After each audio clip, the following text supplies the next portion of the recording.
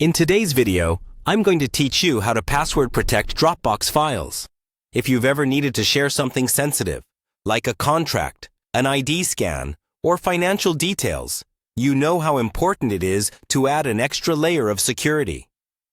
Dropbox makes it fairly simple to protect shared files with a password. And in this walkthrough, I'll guide you through the process step by step, so you can follow along even if you're not very technical. First, open your web browser and sign in to your Dropbox account. It's best to do this on a computer rather than a phone, because the options are easier to see and manage.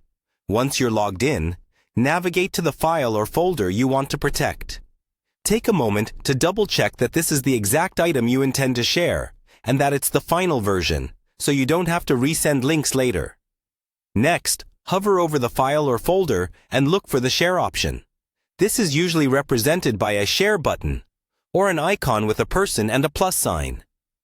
Click that to open the sharing window. Here, Dropbox will offer you different ways to share. You can invite people by email, or you can create a link. For password protection, we're going to work with the link settings rather than direct invitations. Look for an option that says something like Link Settings or Settings next to the shared link. Click that to open the detailed controls.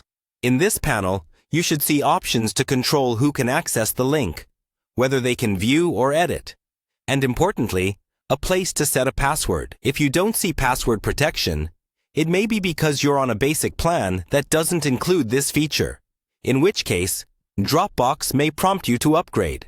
Assuming you have access to the feature, enable password protection. Type in a strong password that you can share with your recipient. Aim for something that's not easy to guess. Avoid simple words, and mix in numbers and symbols if possible.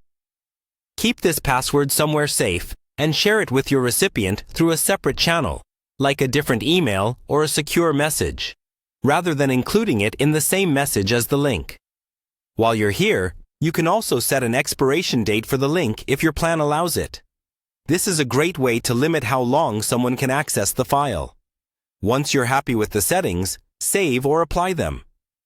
Copy the link and send it to the person who needs access.